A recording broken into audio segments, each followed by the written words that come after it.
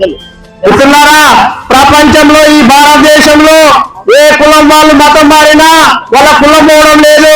కేవలం మాలా మాలయ భేదములు ఇతర దళిత ఉప కులాలు మాత్రమే మతం మారినప్పుడు వాళ్ళకి సామాజిక హోదాను రద్దు చేయడం అనేది చాలా దుర్మార్గం. ఈ భారతదేశంలో అనేక రాజ్యాంగ సవరణ చేసి వాళ్ళకు కావాల్సిన విధంగా చట్టాలు చేసుకున్నారు. అట్లనే భారత రాజ్యాంగాన్ని సవరించి 1950 ప్రెసిడెన్షియల్ ఆర్డర్ని సవరించి శాశ్వతంగా దళితులకు మతం మారే హక్కు కల్పించాలి. ఇది ఎన్నికల్లో కేవలం ఆరంభం మాత్రమే. రాబోయే రోజుల్లో భారతదేశంలో ఉన్న 30% దళితులు రోడ్ల మీదకి వస్తామని హెచ్చరిక చేస్తూ ఈ అవకాశం ఇచ్చినటువంటి పాఠశాలకు ధన్యవాదాలు తెలుపుతా ఉన్నాం. కనుక ఆర్టికల్ 14 కావచ్చు, 15 కావచ్చు, 25 కావచ్చు, అవి వెంటనే అమలులోనికి రావాలి అని మన పోరాటం కొనసాగాలి. ఎంతటితో ఆగిపోకుండా మనం అసెంబ్లీలో కూర్చోవాలి, పార్లమెంట్ లో కూర్చోవాలి. అప్పుడే చట్టబద్ధత కలిగించడానికి దోహదపడినటువంటి వారు అవుతాం. కాబట్టి దీర్ఘదృష్టి కలిగినటువంటి వారుగా దళిత క్రైస్తవులందరూ ఉండాలని, మేల్కొనాలని, దేవునిలో కొనసాగాలి అని, దేవుని పేరున ఈ ఉద్యమాన్ని ఉధృతం చేయాలని కోరుతూ ఈ మాటలు దేశంలో ఏ కులం వాళ్ళు మతం మారినా వాళ్ళ కులం మూలం లేదు. కేవలం మాలా మారియా జంగాలు ఇతర దండవ కులాలు మాత్రమే మతం మారినప్పుడు వాళ్ళకి సామాజిక హోదాను అభియానం అనేది చాలా దుర్మార్గం.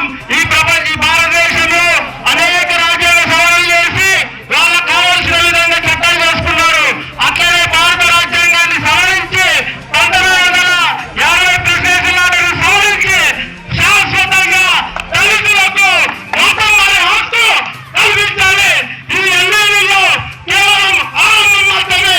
రాబోయే రోజుల్లో భారతదేశంలో ఉన్న 30% దళితులు రోడ్ల మీదకి వస్తామని హెచ్చరిక చేస్తూ ఈ అవకాశం ఇచ్చినటువంటి పాఠశాలకు ధన్యవాదాలు తెలుపుతా ఉన్నాను. తర్వాత భాస్కర్ టీచర్ గారు ఉపన్యాసిస్తారు. 1 minute ప్లీజ్.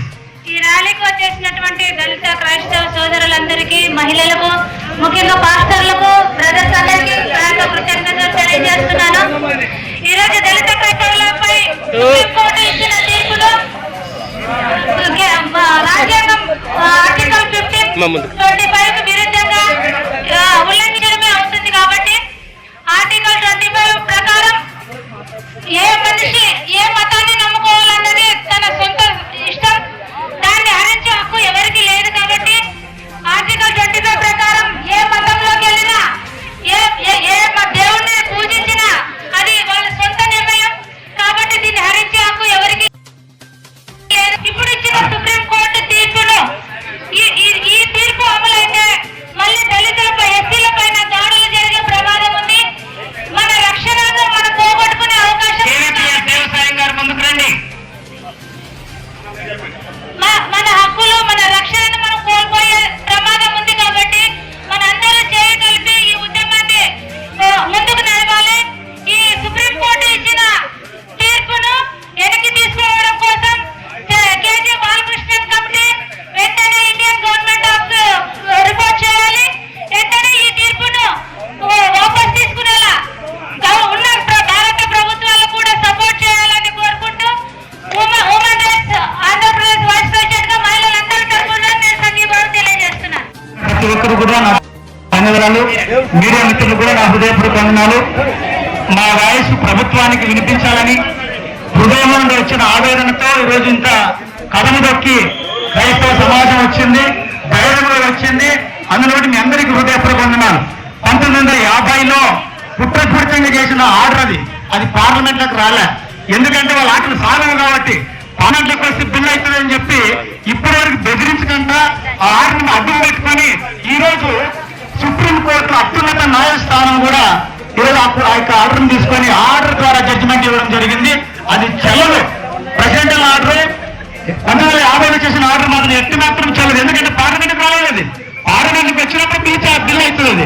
కాబట్టి ఇలాంటి రాజ్యాంగంలో లేని దాన్ని ఇచ్చారు కాబట్టి సుప్రీంకోర్టుని ఈరోజు ప్రశ్నిస్తున్నాం. కాబట్టి దయచేసి ఆ ఆర్డర్ వెనక్కి తీసుకోవాలి.